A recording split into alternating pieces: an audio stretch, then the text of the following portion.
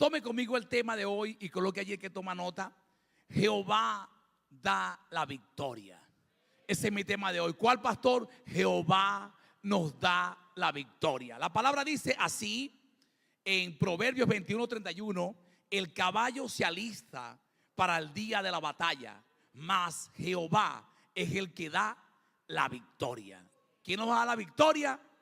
Cualquiera que sea tu situación familiar, de salud, Dios te va a dar la victoria contundente y aplastante. ¿Alguien dice amén allí? ¿Alguien va a creer que Dios en ese problema nos va a dar la victoria? ¿Alguien puede confiar con todo el corazón en Dios que Dios va a dar la victoria en el nombre de Jesús?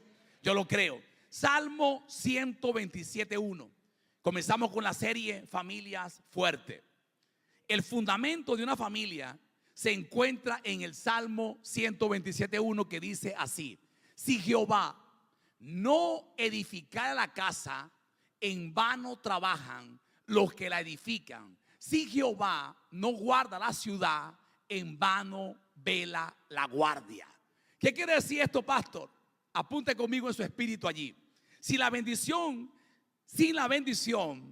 y dirección de Dios, cualquier esfuerzo humano será en vano. ¿Alguien me entendió eso? Hagas lo que hagas, tengas lo que tengas, si Jehová no está en el fundamento, la casa se cae, el matrimonio se derriba. Esto es palabra de Dios, no de hombre. Pero sé que no puedes creer que tu familia se va a sostener por tu dinero, por tu sabiduría, por tu inteligencia, porque hay un lugar seguro allí. Ni siquiera Estados Unidos, porque un 11 de septiembre tumbaron las Torres Gemelas.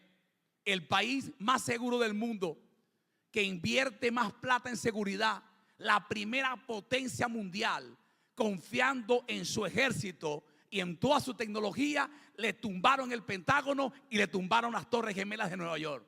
¿Alguien entendió eso? Quiere decir que tu casa no está protegida por una cámara y tampoco por un vigilante, por un condominio privado que tenga un balancín para que la gente pase y le pidan el nombre y la cédula. Tu casa, ¿aló?, está protegida por Jehová Dios Todopoderoso. ¿Quién protege a tus hijos? No el transporte que tú le pagas. A tus hijos los protege Dios Todopoderoso. Dios lo enviamos cada mañana. Que Dios guarde su salida y que Dios guarde su llegada. No hay un día en la vida, no existe en mi boca, no hay un día en que no guarde a mi casa así. Los que oran conmigo todas las mañanas, a las 5 de la mañana, cuando estamos terminando la oración, toda mi vida digo estas palabras: un ángel protector para mis hijos, para mis nietos. Dios los guarde saliendo y Dios los guarde regresando. ¿Ha visto usted accidentes que la gente se salva sin explicación humana? Dios mío, pero ¿cómo te salvaste? El ángel de Jehová lo guardó. La oración de la mamá guardó al hijo. La oración del papá guardó al hijo. La oración de la abuela. Alguien da un aplauso a Jesús allí. Pon atención allá. Dios nos guarda nuestra salida, nuestra llegada. Hace años, 1993, la pastora Yonilda tuvo un accidente letal. El carro de mi esposa quedó completamente destruido por todas partes. No hubo un lugar, no, sí hubo uno solo, la puerta de Yonilda. El único lugar que no sufrió una colisión fue la puerta del carro de mi esposa. El carro quedó completamente destruido.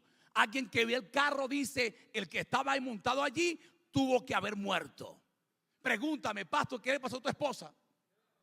Nada. Quedó como paralítica del miedo que le dio. No pudo salir del carro y la gente pensó que había pasado algo en su columna o en sus piernas. Pero la llevaron al médico en el hospital. Cuando la revisan, no, usted no tiene nada, señora. Era que estaba con los miedos. La dejaron paralizada. Pregunto, ¿quién tú crees que la guardó? El que supo manejar. No, la guardó el poder de una oración. Dios guarde nuestra salida y Dios guarde nuestra llegada. El que va en moto, en bicicleta, a pie, en carro, como salga, Dios protege saliendo y Dios nos protege. ¿Alguien dice amén allí? Tus hijos que están fuera del país, ¿aló? La oración no tiene frontera. La oración tiene un poder que la mamá estando aquí y el hijo en Pekín manda una palabra a la mamá y dice: yo declaro que el ángel protector de Jehová guarda a mi hijo. Y activaste un ángel protector para que lo guardara. Por eso es que siempre Dios está allí protegiéndolo. ¿Alguien dice amén allí? Ahora apunta aquí esto. El trabajo es importante. Planificarse es importante. Pero sin la provisión divina, el éxito es temporal. No es duradero. Eso pasa para abajo. El éxito tiene que estar centrado en Dios y en su palabra. Me gusta el éxito, sí, pastor, pero el éxito no lo quiero sin mi familia y tampoco sin Dios. Quiero a Dios a mi lado. Nuestra familia debe tener claro que sin Cristo Jesús estamos perdidos. ¿Aló? Sin Cristo, nuestra familia tiene que entender que estamos perdidos. Por eso es importante que la casa entienda que el que va a edificar nuestra casa es Dios. Es el Santo Espíritu de Dios que tiene nuestra casa protegida y bendecida. ¿Alguien dice amén allí? La seguridad de la familia no está en cámaras de seguridad, no está en vigilante, no está en pagar a un agente del FBI, porque eso tiene límites. Pero Dios no tiene límites. Tu hijo puede estar perdido en tu propia casa. ¿Aló? Puede vivir en un palacio con toda la protección más grande del mundo y en tu propio cuarto tu hijo está perdido. ¿Alguien vio la serie de adolescentes? El capítulo 4, ¿ya lo vieron ya?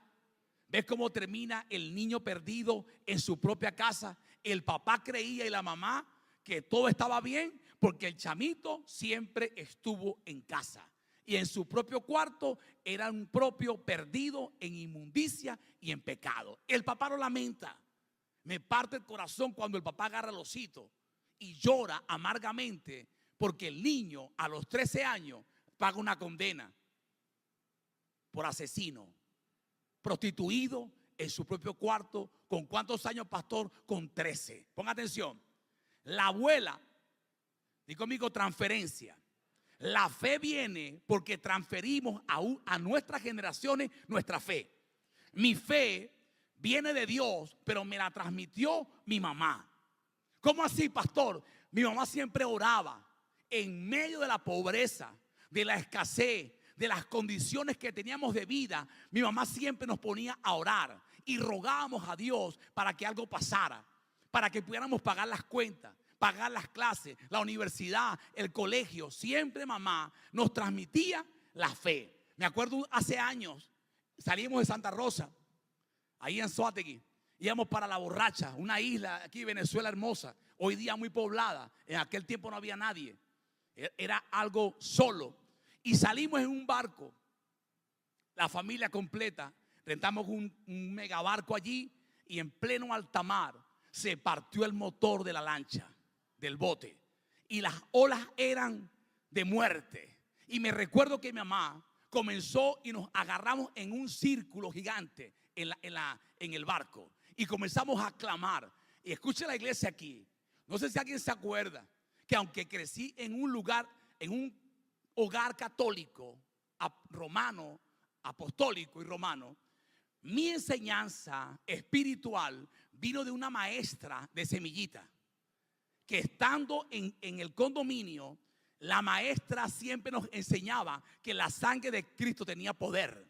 Y siempre que nos veíamos en una situación, ella decía, y yo tenía 7 años, estaba en primer grado, y ella me metió esa fe y me enseñó a decir, la sangre de Cristo tiene poder. Y nunca sentía miedo.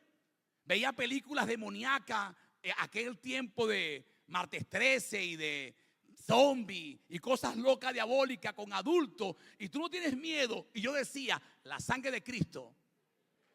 Y no sé por qué creía que al decirlo había un poder allí. Y cuando el barco se estaba volteando, yo dije la sangre de Cristo, aló.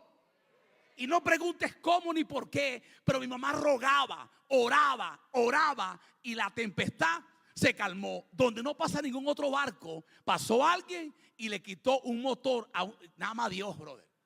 Un tipo con 2 motores le quitó uno y yo dije, bendito sea el nombre de Cristo. Para que la familia, cuando vio que era tanta gente, dijo, ustedes aquí se pueden morir. ¿Por qué tú crees que pasa eso?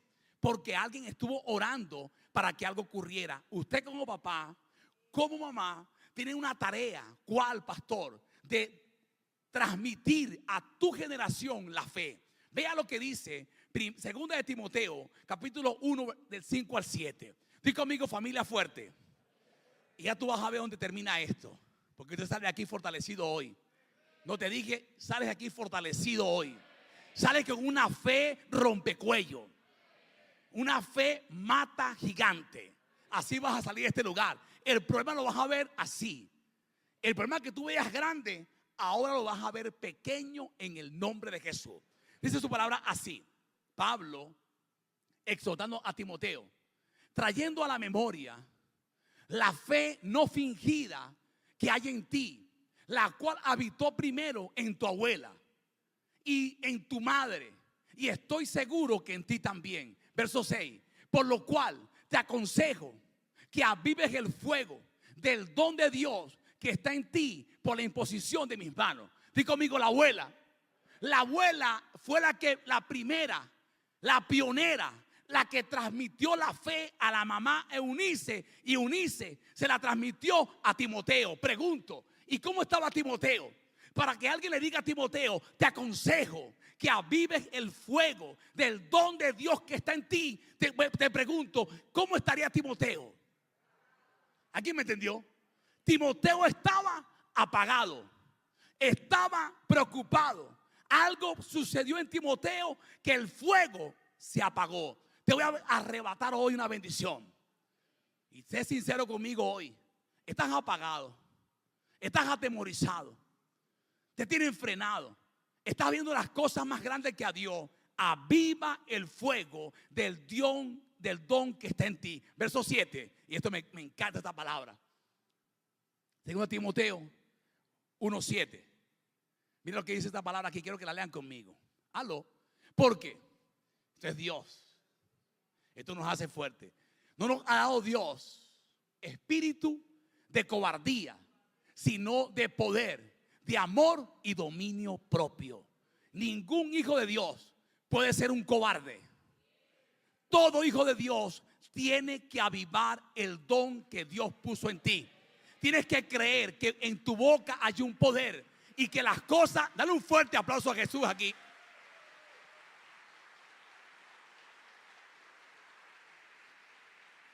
Pregunto a la iglesia, ¿qué hace una familia fuerte? ¿Qué la hace fuerte, pastor? Vamos al libro de Deuteronomio, capítulo 6, versículos 6 y 7, o 6 al 9. Escucha lo que dice Deuteronomio, porque tu familia sale de este lugar fortalecida. Yo entiendo hoy, escucha esto, hija, que la familia está pasando por un problema moral muy alto, que estamos en el peor tiempo de la tierra, en el tiempo donde el pecado sobreabunda, la maldad sobreabunda. La iglesia hasta está en peligro, porque conseguir a alguien apartado de verdad para Dios es bastante difícil. Y la iglesia, para funcionar, no le importa ahora ni siquiera el testimonio de las personas. Y la iglesia también está en peligro, al igual que la familia. Y Dios dice en su palabra que si algo te hace fuerte, escucha allí la primera, la poderosa palabra de Dios. ¿Qué te hace fuerte, pastor? La palabra de Dios aplicada. Libro de Deuteronomio capítulo 6, 6 y 7 dice así: y estas palabras que yo te mando hoy estarán sobre tu corazón, y las repetirás a tus hijos, y hablarás de ellas estando en tu casa y andando por el camino, al acostarte y cuando te levantes. Verso 8. Y las atarás como una señal en tus manos, y estarán como frontales entre tus ojos. Verso 9. Y la escribirás en los postes de tu casa y en tus puertas. ¿Cómo será de importante el poder de la palabra, que Dios está diciéndole al judío: colócate una filantería y mete allí en esa cajita. Por eso los judíos ortodoxos, usted lo ve con una cuerdita aquí, con una caja, y dentro de la caja tiene los mandamientos de la ley. ¿Alguien lo sabe aquí? ¿Alguien lo ha visto allá? Que tú pasas sobre todo en Estados Unidos, en Montreal, Canadá, tú ves a los judíos apartados, pero tú ves cuando el judío camina y lleva una cadenita con una cajita, y la cajita lo que hace es que porta la palabra de Dios. Es tan importante que Dios dijo: colócala en la puerta de tu casa y en los postes de tu casa. Voy a preguntar, si Dios te dice colócala en tus manos, colócala en tu corazón, colócala en tus postes, enséñasela a tus hijos cuando estés en casa, cuando estés de viaje, en el carro, háblale de la palabra de Dios. Te vas a acostar, háblale de la palabra de Dios. ¿Qué te está diciendo Dios? Pastor, que la palabra tiene un poder, y cuando nuestros hijos la conocen, van a vivir en ese poder porque tiene una palabra revelada en el corazón. Estos niños de hoy día, la juventud de hoy, que se van a burlar en el colegio, en el liceo de nuestros hijos, ¿sabes el poder que tienen que tener ellos revelado de Dios para poder enfrentar el tiempo de hoy en un colegio? La perdición en un colegio, la maldad, no estoy hablando de un liceo, de una escuela, de un colegio. Tanta perversidad. Alguien tiene que entender, si algo tiene que saber tu hijo, es la palabra de Dios. ¿Alguien sigue todavía conmigo allá? Voy a hablar de una familia muy particular. Y aquí está mi revelación y el trato de Dios en mi corazón para esta palabra. Tomen en cuenta que el otro fue una introducción, pero el mensaje de Dios es este. ¿Cuál, apóstol? La familia del rey David. Voy a preguntar a la iglesia: ¿la familia del rey David fue buena o mala? ¿Fue el rey? ¿Fue buena o mala? Mala y buena. Pastor, esa familia tuvo grandes bendiciones y también tuvo grandes fracasos. ¿Alguien me sigue allá? Te voy a preguntar, y ubícate aquí, ¿cómo fue la familia del rey David? ¿Cómo fue, pastor? ¿Un papá adúltero? ¿Un papá asesino? ¿Unos hijos que se violaron mutuamente?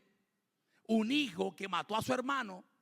¿Un hijo que se rebela en contra del padre y se convierte en un Absalón y le quiere quitar el trono al papá? Te voy a preguntar, wow, pastor, qué familia tan particular. Ahora voy a preguntarte a ti, para matar una vaca sagrada hoy, ¿quién eligió a David? Escúchate un segundo allí. ¿Quién eligió a David? Y te voy a preguntar, ¿David sería que fue bueno o fue malo?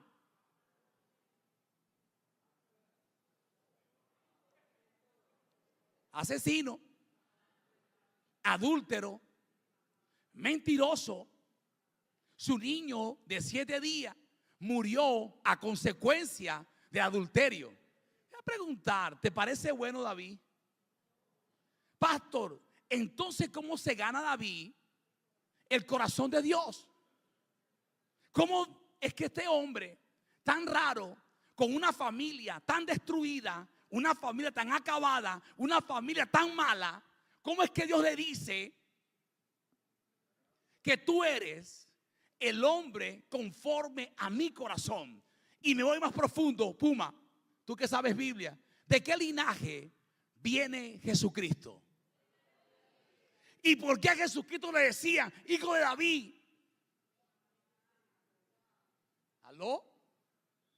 ¿Cómo le decían a Jesucristo? Jesús, hijo de David, ten misericordia de mí. Porque Jesucristo en su sangre, tiene la sangre de David. El linaje es de rey. Y para que Jesucristo pudiera ser rey, tenía que, a juro, di conmigo, a juro, tenía que tener un linaje celestial, perdón, un linaje de reinado. Y ese hombre que le dio el linaje a Jesucristo, ¿fue bueno o malo? Para que alguien entienda aquí, no importa cuál sea tu testimonio, no importa el pecado que hayas cometido, Dios está viendo en ti algo que nadie puede ver. Y David, dale un fuerte aplauso al Señor.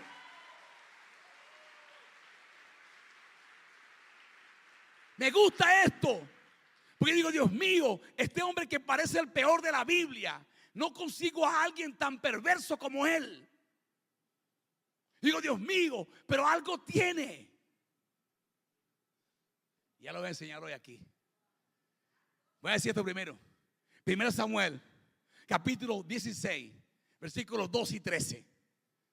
Envió pues por él y le hizo entrar. Era rubio, hermoso de ojos y de buen parecer. Está como para Bielmi. Era rubio. ¿Cuántos le gustan rubio? Hermoso de ojos y de buen parecer. Entonces Jehová dijo: levántate y úngelo, porque este es. Y Samuel tomó el cuerno del aceite y lo ungió en medio de sus hermanos. Y desde aquel día en adelante el Espíritu de Jehová vino sobre David. ¿Qué pasó desde ese día? Vino el Espíritu Santo sobre David. Yo pensaba que eso lo iba a convertir en un hombre temeroso, en un hombre santo, que iba a estar como un angelito de la guardia. Para que usted comprenda a los cristianos caídos en batalla. Ahora me entiende usted. No importa cómo esté tu vida hoy. Tal vez tú eres el otro David. No, tal vez tú eres el propio David. Tal vez tú eres el elegido de Dios y el próximo a tener el corazón conforme. Ay, dale un aplauso al Señor. Esto me parece loco. Entonces pregunto, pastor, ¿por qué entonces David se considera de una familia fuerte? ¿Por qué, pastor? Si la familia de David fue tan loca, tan pecadora y tan extraña, ¿por qué este hombre? ¿Cómo lo hizo? ¿Qué lo hizo fuerte? Pregúntamelo. ¿Qué lo hizo fuerte? Apunta conmigo allí. Más fuerte que su pecado y más fuerte que su error, te apunto la primera, fue su fe. Porque la fe nunca menguó en él. En su peor momento de su vida, cuando se convierte en asesino y en adúltero, declaró lo que no hace cualquier creyente, declaró ayuno. ¿Aló? Y a Dios le agradó que se apartó con toda su inmundicia. No siguió revolcado en el pecado, sino que se apartó, y escucha el secreto, nunca más cometió error. Por eso es que Dios le agrada.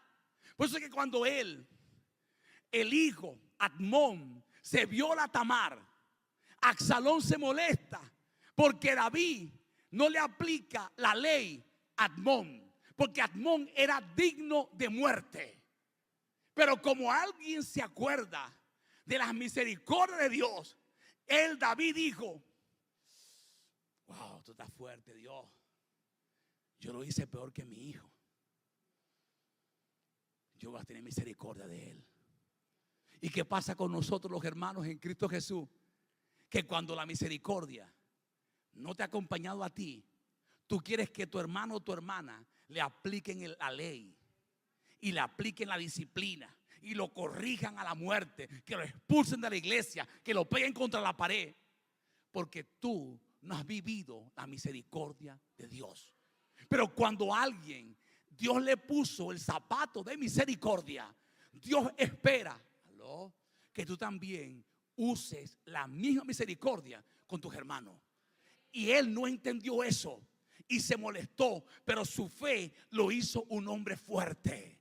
Que el pecado, la inmundicia, los errores no te derriben. Que tú te puedas levantar y di, aunque esté destruido, aunque esté como la uyama, aunque esté como la parcita arrugada, igual de aquí Jehová me levantará. ¿A quién dice amén allí?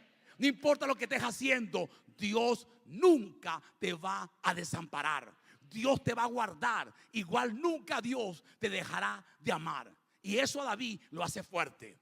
Segundo, ¿qué hace a David una familia fuerte? ¿Cuál era la cualidad principal de David? ¿Quién era él? ¿Quién era? Un adorador. Pero pastor, pecador. Pero era un, y como era adorador, eso fortaleció su fe. Y ese canto que hacía, escribía salmos, escribía proverbios, escribía palabras, escribía cosas de Dios, de la misericordia del Señor. Y eso, como era un adorador, lo hacía fuerte. ¿Qué tienes que hacer en medio de la dificultad que puedes estar cometiendo? Adora al Señor. Aunque la gente diga, ¿y qué haces tú ahí en la bombilla? Danzando y cantando y con las manos así, si tú eres un inmundo pecador. Apártate de mí, Satanás. Que el Señor te reprenda. Más fuerte está mi espíritu de adorador que mi propio pecado. Mi pecado no me va a mandar al infierno. No, porque yo voy a adorar al Señor. Y en medio de la adoración, Él habita. Y donde Él llega, llega libertad. ¿Alguien me entendió? Donde está Dios, hay libertad. ¿Alguien quiere adorarle hoy en este lugar? Me encanta eso de David. Me encanta que David decía, no importa, Dios mío, aquí estoy. ¿Alguien escuchó a Jeremías cuando dijo, inmundo de labios, pasa sobre mí un carbón encendido? Los religiosos no pueden creer en eso. Y tercero, David sabía perdonar, porque a él lo perdonaron. Y eso lo hace un hombre conforme al corazón de Dios. ¿Cuáles son las tres cualidades que Dios le sacó la punta para colocar a David como el hombre conforme a mi corazón? No solamente eso, iglesia. Si usted conoce la Biblia, Dios le dio un pacto a David y le dijo, tu descendencia tendrá el trono eterno. Y por esa promesa, David tuvo que ser la sangre de Jesús, porque el Padre tenía que cumplir lo que le había dicho a David: de ti será un trono eterno. Quiere decir que el que ocupa esa silla, aló, es Jesucristo de Nazaret, hijo de David. ¿Alguien entiende esa locura allí? Mateo capítulo 1 versículo 1 dice así: libro de la genealogía de Jesucristo. ¿Hijo de quién? Agárrate esa allí, pues. ¿De quién es hijo Jesucristo? ¿De quién es hijo? Usted está entendiendo lo que le estoy revelando hoy. No es que es hijo de Dios, pues. ¿Aló? ¿Por qué no dice hijo de Dios? ¿Por qué dice, póngalo ahí para mí, por favor? ¿Por qué dice que Jesucristo es hijo de quién? ¿A quién está entendiendo esto? Porque había un pacto. Y el pacto Dios lo cumple. Yo te prometí que tu descendencia sería de reyes eternos, que nunca tu trono se acabaría. Y agarró a Jesucristo y dijo: este hombre perdona, este hombre ama, este hombre adora. ¿Quién mejor? El pecado se lo quito, le borro sus errores, le quito sus rebeliones, le borro el adulterio, le borro el asesinato. Y conmigo, ay, ay, ay. Ve cómo es Dios, que tú quieres ver el pecado y Dios mira la fe. Tú ves el error del adorador y Dios está mirando su alabanza. Está viendo en su cuarto que está componiendo una canción para Dios. Me agrada ese adorador. Aunque adulteró, aunque pecó, pero me encanta cómo escribe cánticos. Y por eso Dios dijo: de esta sangre voy a sacar el linaje. María, madre de Dios, madre de Jesús.